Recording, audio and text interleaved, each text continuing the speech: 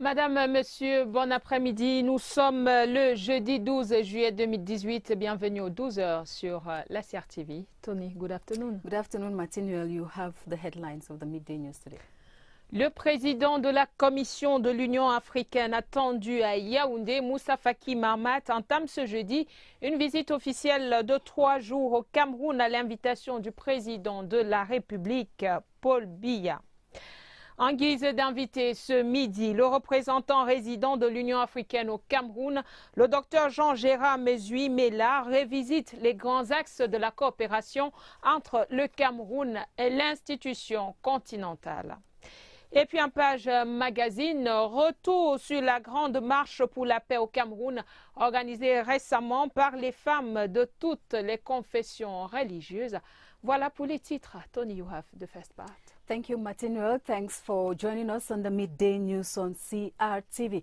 The chairperson of the African Union Commission, Moussa Faki Mahamat, today begins a 3-day working visit to Cameroon. This is on the invitation of the President of the Republic of Cameroon, His Excellency Paul Biya. Mr. Moussa Faki Mahamat is expected to arrive at the Yaoundé-Simalène International Airport at 1:40 p.m. today. He will be received upon arrival by Prime Minister Philemon Yang. From the Organization of African Unity in 1963 to the African Union in 2002, Africa has experienced many challenges, but the overall trend is to develop the continent. With the birth of a more inclusive AU, the target is to create an integrated and peaceful Africa. Isfamuso looks at the history of the AU in the following report. Imagining Africa beyond the colonial map was best articulated by founding President of Ghana, Kwame Nkrumah. The effort to attain this vision led to the birth of the Organization of African Unity in 1963. With the total liberation of Southern Africa came a new chance to rejuvenate the OAU, with targets to promote health, democracy, education, peace, and human rights. In 2002, the institution is disbanded and replaced by the more inclusive African Union, today with 54 member states. Headquartered in Addis Ababa, it carried peacekeeping missions to Darfur, pivotal in the return to peace in the Central African Republic and against the Ebola crisis. Although the AU's growth has been criticized to be tepid and politically fractious, recent data indicates the continent is dwelling in burgeoning growth, while Africans crave for dreams deferred hitherto the AU. Vous regardez le 12 sur la CRTV. Madame, Monsieur, merci d'être avec nous. C'est l'actualité du jour au Cameroun. La visite officielle du président de la Commission de l'Union africaine au Cameroun, Moussa Faki Mahamat, entame dès ce jeudi une visite de 3 jours dans notre pays à l'invitation du président de la République, son Excellence Paul Biya, pour l'accueillir à son arrivée à l'aéroport international de Yaoundé-Simalène à 13h40. Le Premier ministre, chef du gouvernement, Philemon Yang. Le Cameroun et l'Union africaine entretiennent une coopération dense et dynamique qui remonte à la création de l'Organisation de l'Unité africaine en 1963. Dans le cadre de cette coopération, le Cameroun ne cesse d'œuvrer au rayonnement de l'institution panafricaine. Le pays abrite le siège de plusieurs de ses démembrements et participe activement à son fonctionnement. C'est surtout à travers l'action dynamique de ses fils que le Cameroun participe au rayonnement de l'Union africaine. Philippe Roger Sama. Depuis la naissance de l'OUA en 1963 et sa mutation en Union africaine en 2002, la contribution du Cameroun au rayonnement de cette institution se distingue sur plusieurs plans. À côté du rôle déterminant joué par le pays dans le processus de création de cette organisation, le président Paul Biya a assuré sa présidence en 1996 et avant lui, son prédécesseur Amadou Ahidjo en 1969-70. Dans l'actualité, plusieurs compatriotes dirigent des institutions continentales.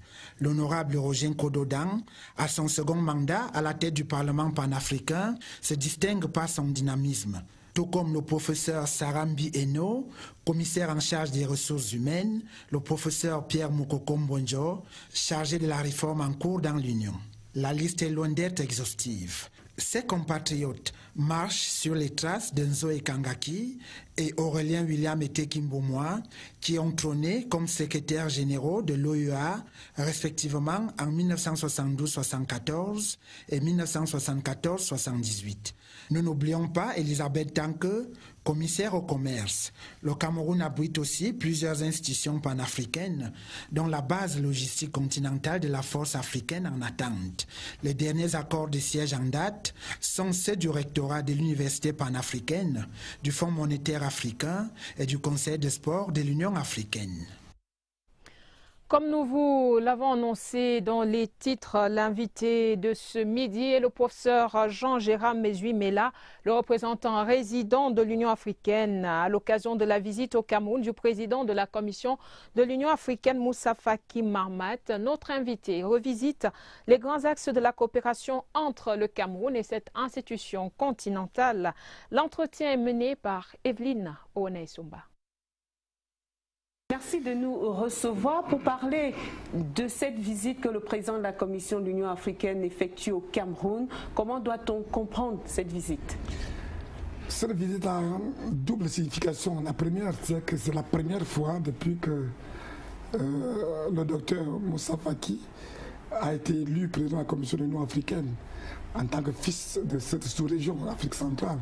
C'est la première fois qu'il effectue une visite officielle. J'ai envie de dire, si c'était un chef d'État, je dis c'est une visite d'État qui a toute la connotation d'une visite d'un autre marque.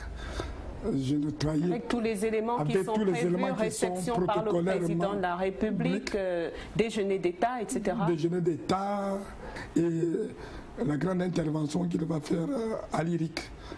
Alors, cette visite, elle marque au-delà le lien fort. C'est exactement la matérialisation des liens forts entre l'Union africaine, notamment le Cameroun et l'Afrique en général. L'Union africaine étant donc une institution fêtière décidée par les chefs d'État depuis 1963. Il va sans dire que quand vous présidez ou décidez de cette commission, l'Union africaine qui est en quelque sorte le secrétariat qui met en musique toutes les décisions prises par les chefs d'État. Donc c'est une visite qui a non seulement une couleur de magnifier un pays qui soutient effectivement la bonne marche de la Commission. Le Cameroun abrite énormément d'institutions de l'Union africaine. Et c'est tout à l'honneur du Cameroun. On a au moins une demi-douzaine d'institutions, dont la base logistique de la force africaine en attente qui est basée à Douala.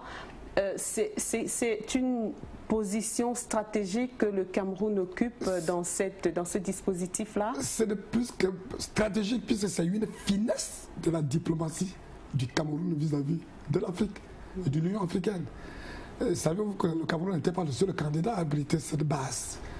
Mais en ayant fait une évaluation intrinsèque, extrinsèque, le Cameroun est sorti comme étant le lieu par excellence qui peut abriter cette base, qui est une base logistique chargée d'appuyer en tant que de besoin chaque fois qu'il y a un foyer de tension ou de quelque chose quelque part. Alors, entre autres fleurons, il y a l'université panafricaine, une autre fierté. Une autre fierté du Cameroun. Et le Cameroun n'était pas le seul candidat à vouloir l'abriter. Non seulement l'Institut de l'humanité, de bonne gouvernance, qui a 2 campus. Tout à fait. Que ça soit dit en passant, au passage. Il y a un campus à Bouya qui abrite l'interprétation et les langues africaines. Il y a un institut de bonne gouvernance qui se trouve à l'université de Yaoundé. Bon, voilà, donc, non seulement dans cet institut, il y a le rectorat. Et le rectorat qui a été effectivement vu comme quelque chose qui doit être centré, puisqu'il y a au moins 5 instituts en Afrique. Et le recteur se trouve au centre de l'Afrique pour faciliter son déplacement dans les autres instituts. Cette visite de Moussa Faki Mahamat au Cameroun intervient au lendemain du sommet de Nouakchott, un sommet qui a quand même posé un diagnostic de la situation du continent, quand même tiraillé entre les préoccupations économiques et puis les foyers de tension sécurité. Comment va l'Afrique? Je dis que l'Afrique va bien. Reconnaissez seulement que l'Union africaine, c'est la seule institution qui prend position chaque fois qu'il y a un problème. Non seulement qu'il condamne, c'est l'institution qui condamne, c'est l'institution aussi qui peut vous défaire de vos difficultés et qui peut vous éloigner si vous ne voulez pas vous aligner. L'Afrique a pris des grandes décisions. La toute première décision, celle que tout le monde a compris, c'est la zone de libre-échange. Tout à fait, une grosse victoire. Une grosse victoire pour l'Afrique. Cette zone de libre-échange a commencé même avec la zone de transport, la mutualisation des problèmes de transport aérien avec eux. Vous savez que nous avons dans les accords de partenariat économique, de plus en plus de règlements vont imposer que nous mutualisions nos, j'ai envie de dire, nos législations douanières. Et ça va faire de l'Afrique un vaste marché au profit de tous les Africains. Au profit de tous les Africains. Puisque nous sommes déjà à plus de 6 pays qui ont ratifié. Et nous pensons que d'ici fin 2019, toute l'Afrique aura ratifié le projet. Alors pour terminer, c'est une question un peu générale, monsieur le représentant, au moment où les associations continentales, l'Union européenne est en crise, même son principe est discuté, qu'est-ce qui fait la force de l'Union africaine? Qu'est-ce qui fait que l'Union africaine tienne debout? Ce qui fait la force de l'Union africaine d'abord, c'est la volonté des chefs d'État eux-mêmes. Quelles que soient les difficultés économiques de l'heure, les chefs d'État ont pris une décision dans un premier temps, de permettre à l'Union africaine de voler de ses propres ailes. La matérialisation de cette décision, c'est la réduction du budget de l'Union africaine de 12% pour permettre que c'est le gap. Toutes nos excuses pour cette qualité d'image vers la fin de cet entretien du docteur Jean-Gérard Mesui-Mela, le représentant résident de l'Union africaine, interviewé par Evelyne Onesomba à l'occasion de la visite au Cameroun du président de la Commission de l'Union africaine, Moussa Faki Mahamat. Et comme vous le voyez déjà en image, nous avons une autre invitée de marque dans nos murs, c'est Ségolène Royal, l'ancienne ministre française de l'Environnement et de la Solidarité énergétique est à Baganté, dans la région de l'Ouest depuis ce matin. Elle vient évaluer le projet énergie durable dans les localités gérées par les femmes, à l'instar de Baganté, un projet qu'elle finança à hauteur de 500 000 € alors qu'elle était ministre pendant la COP 21 et 22 à Paris. Ségolène Royal, comme vous voyez en image, était accueillie à son arrivée au Cameroun hier à l'aéroport international de Yaoundé-Simalène par Célestine Ketcha-Courtes, le maire de Baganté, et ses autres collègues femmes maires. L'événement à Baganté aujourd'hui prévoit une visite des sites. On annonce également une soirée culturelle. La cérémonie de Baganté est placée sous le patronage du ministre de la Décentralisation et du Développement local, Georges Elanga Obama. Et de nombreux acteurs locaux seront présents, notamment les maires de Fokouafan, Lumangossas, Bengui Mintom, Mayo Oulo et Baganté. Tony, la suite. Yes, we will take something else on the news. A forum on decentralization and its effective implementation is underway in Yaoundé. Organized by the University of Yaoundé too, the forum will see the signing of a convention between the University of Yaoundé too and Toulouse University in France. Let's join Sally Raihanatu with an update.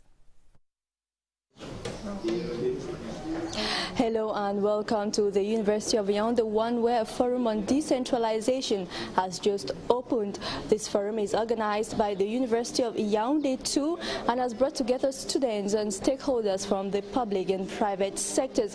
One of the high points of this forum will be the signing of a partnership agreement between the University of Yaoundé 2 and Toulouse University in France. This partnership agreement will eventually see the creation of the Faculty of Territory Development Engineering at the University of Yaoundé 2. And as we all know, decentralization is vital for the development of the country. And decentralization in Cameroon and how to accelerate decentralization in Cameroon will definitely come under focus during this one-day forum. Rahana Toussali, Elvis Kana, University of Yaoundé 1 for the Midday News. Merci Raina Toussali, et nous restons à l'université de Yaoundé 2 où se tient en ce moment même au campus de Ngouaikele un forum sur la décentralisation au Cameroun. Ce forum était un prétexte pour parler de la coopération entre l'université de Yaoundé 2 et l'université de Toulouse 1 en France, qui a pour objectif de mutualiser les efforts dans le processus de décentralisation au Cameroun. Au campus de Ngouaikele, nous allons y retrouver Barbara Padjama. Bonjour Barbara. Bonjour à vous au studio. Nous nous trouvons au CEREC, au campus de Ngouaikele, où se tient le forum sur la décentralisation au Cameroun. Ce forum, organisé par l'université de Yaoundé 2, porte sur le thème « Accélérer le processus de décentralisation au Cameroun, l'apport de la coopération universitaire internationale ». À l'ordre du jour, débattre sur le nouveau master en ingénierie du développement du territoire créé en avril dernier, grâce à la coopération l'université de Yaoundé 2 et l'université de Toulouse 1 en France. Le deuxième point de ce forum sera la signature d'une convention de partenariat entre ces deux universités. Depuis le CEREC du campus de Ngouaikele, Elvis Kana, Barbara Padjama.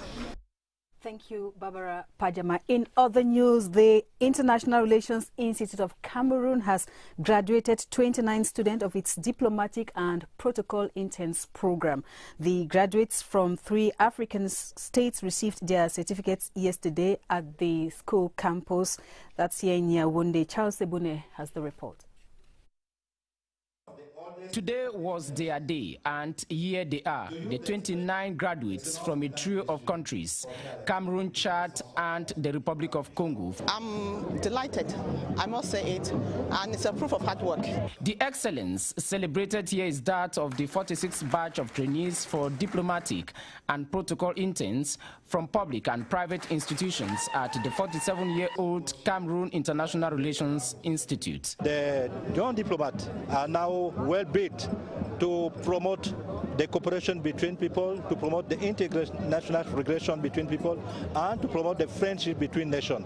The crew of officials at the high table told the importance of the event, chaired by the Minister for Relations with the Islamic world at the Ministry of External Relations, Adum Gargum. They are ready to negotiate, they are ready to protect their citizens, they are ready to represent their country everywhere. All the speakers, from the director of the school, the students' representative, and the Minister for Relations with the Islamic world, exhorted the students to be good ambassadors of their countries, knowing the importance of diplomats in the world of today. The hall was full to capacity to academically bid farewell to the students after 10 months of training at this school of diplomacy. The Minister of Decentralization and Local Development, George Elanga Obam, is meeting with council officials and administrative authorities in the Southwest region. The 2-day working visit to the Southwest began yesterday. Let's have the details with Irene Manti of CRTV Southwest. It was a very busy day for Minister George Elanga Obam of the Ministry of Decentralization and Local Development on this first official visit to the Southwest region since the creation of the ministry. To talk with the mayors, to talk with the administration, to see what the mayors are doing, what the administration is doing about decentralization, and how they are collaborating. I also came to visit some works that are done by FECOM in helping to build town halls, mainly in Limbe.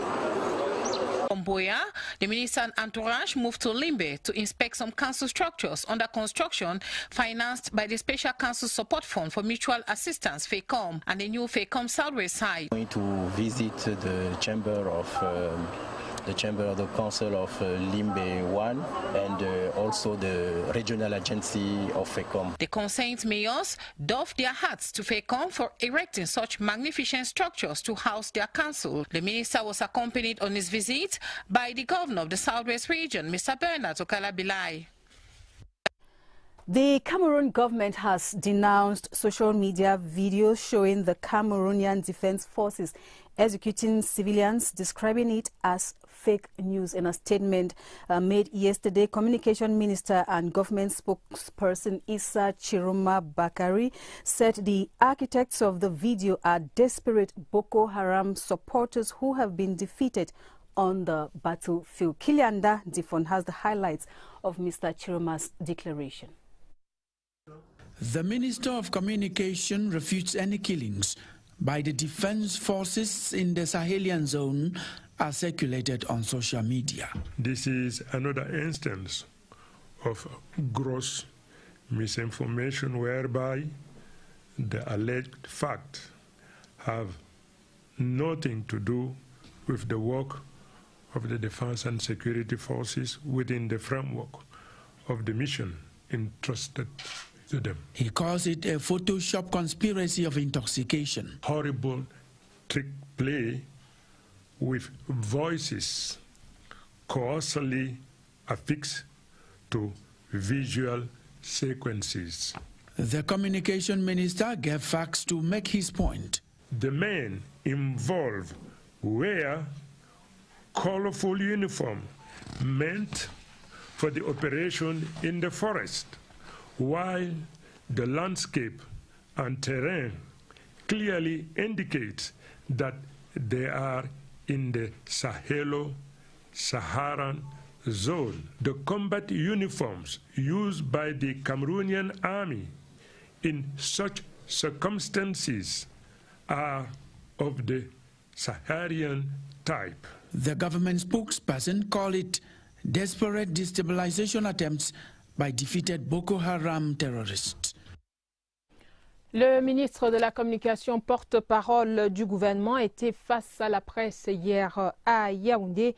Issa Chiroma Bakari, dans cette communication gouvernementale, a levé une équivoque au sujet des prétendues exécutions sommaires attribuées aux forces de défense camerounaises, des actes de barbarie qui circulent depuis quelques jours sur les réseaux sociaux. Retour sur cette déclaration du ministre de la Communication, porte-parole du gouvernement, dans ce reportage que signe Napoléon Bonaparte. Besson. Les forces de défense camerounaises déployées dans les zones en crise font l'objet d'accusations se rapportant aux violations des droits de l'homme. Des allégations qui nécessitaient un démenti formel du ministre de la Communication, porte-parole du gouvernement. Un fake news réalisé sous forme d'un document vidéo circule depuis quelque temps sur Internet et les réseaux sociaux, attribuant aux forces de défense camerounaises des actes odieux d'exécution sommaire perpétrés sur des personnes civiles. Il s'agit à l'évidence d'une autre manœuvre de désinformation grossière dont les faits projetés n'ont aucun rapport avec l'action menée par les forces de défense et de sécurité dans le cadre des missions qui leur sont confiées. Cette approche abjecte et approximative des pourfendeurs de la paix présentait de grosses failles, aucun crime n'étant parfait. La vidéo qui circule actuellement n'est rien d'autre qu'une malheureuse tentative de transfiguration de la réalité et d'intoxication du public dont il est aisé de démentir la sincérité au regard des éléments factuels contenus dans cet horrible trucage. Les armes arborées par les présumés soldats présentés dans la vidéo ne sont pas celles utilisées par l'armée camerounaise dans cette zone d'opération. Issa Chiroma Bakari refute en bloc et en détail toutes ces machinations causées de fil blanc. Les équipements individuels des militaires camerounais engagés dans la zone sont des équipements de combat conformes aux standards obligatoires de port de casque lourd, de gilet pare-balles et de chaussures de type bottes Rangers. Ce coming out du gouvernement vient une fois de plus prouver l'acharnement des forces maléfiques contre un pays havre de paix et de stabilité. Le syndicat national des promoteurs de salons de coiffure et d'esthétique du Cameroun s'allie au laboratoire national de contrôle de qualité des médicaments et de l'expertise, l'ANACOM. C'est dans le but de protéger la santé des clients de ces instituts de beauté. L'accord de partenariat était signé ce mercredi dans les locaux de l'ANACOM à Yaoundé. Pourquoi les gens se décapent-ils? Quelles en sont les conséquences et quelle expertise l'ANACOM apportera à ses promoteurs? Réponse dans ce reportage d'Inès Magouma. Se blanchir la peau est synonyme d'élégance pour bon nombre d'hommes et de femmes. Et ils sont bien servis par la panoplie de produits présents sur le marché avec des noms toujours plus incitatifs. Mais là où le bas blesse, c'est quand le résultat donne ceci. Il y a des femmes qui ne peuvent plus faire des enfants, d'autres qui font des enfants anémiés, d'autres qui souffrent des insuffisances rénales. J'ai été brune, hein. J'ai commencé la dépigmentation à l'âge de 16 ans. Je ne savais pas exactement ce que je faisais, mais je savais qu'un tout petit lait qui me rend la peau plus claire me rend plus belle. Après, je me suis rendu compte qu'en fait, je mourrais à petit feu. J'en ai parlé à mes collègues et puis on s'est dit non, nous ne pouvons pas rester tranquilles. Apportons des vrais soins. La convention signée ce mercredi entre le syndicat national des promoteurs des salons de coiffure et d'esthétique du Cameroun et le laboratoire national de contrôle des médicaments et de l'expertise a deux avantages. Protéger le client et prémunir l'esthéticien contre une éventuelle poursuite judiciaire. Donc ils n'accepteront plus de leurs fournisseurs ou de leurs détaillants ou de leurs revendeurs des produits qui n'auront pas passé le contrôle de qualité au LANACOM. Séance pratique dans les blocs du LANACOM. Ici, on va faire par exemple la texture. Ensuite, par rapport à la réglementation camerounaise sur l'étiquetage, est-ce que ce qui est écrit là, c'est ce que recommande la norme camerounaise? Également, la teneur en hydroquinone, maximum 2%. Des gestes qui participeront certes à sauver des vies, mais faudrait-il encore que les uns et les autres acceptent d'être sauvés? Certainly. And now we take news from the Central region, where women from different denominations gathered in Yaoundé to pray for peace in Cameroon. As they prayed, they also marched carrying placards with messages on inclusive dialogue and a return to peace in the northwest and southwest regions. Lekiate Gertrude Asongazi reports from CRTV Center. The March Past for Peace witnessed the participation of women from the Catholic, Presbyterian, Baptist and even Muslim faithful who all gathered to pray for peace in Cameroon. Lord, reveal their hope in you in the name of Jesus Christ. Let your peace reign in this nation. Lord, release the pillar of peace in the name of Jesus Christ. Amongst the placards brandished, one could read, "Women call for an inclusive dialogue and we stand for peace in the northwest and southwest regions." We could not miss this opportunity to come and say, as we said, enough is enough. I want to plead again for the people of Northwest and Southwest. Whatsoever thing, whatsoever devil that is coming in their heart, please let us stop and make peace. If we can humble ourselves, God is going to give our heart desire. If we humble ourselves, God is going to give us our desire. I plead for the people of Cameroon. I plead for peace. I plead for love. Remember the old times. I remember in old times when I was a child, we used to live in peace. We used to stay together. We used to talk what is happening. The Peace March and interreligious service ended with the reading of a memorandum appealing on the need to end the crisis in the two English-speaking regions of the country. And that does it for the midday news today. Thank you for watching. Martin, see you tomorrow. See you tomorrow, Tony. Madame, Monsieur, merci d'avoir regardé. N'oubliez pas, l'actu du jour, c'est la visite de Moussa Faki Mahamat au Cameroun. Le président de la Commission de l'Union africaine est en visite chez nous à l'invitation du président de la République, son Excellence Paul Biya. Madame, Monsieur, merci d'avoir regardé et à demain, 12h. When I tell you that the girls want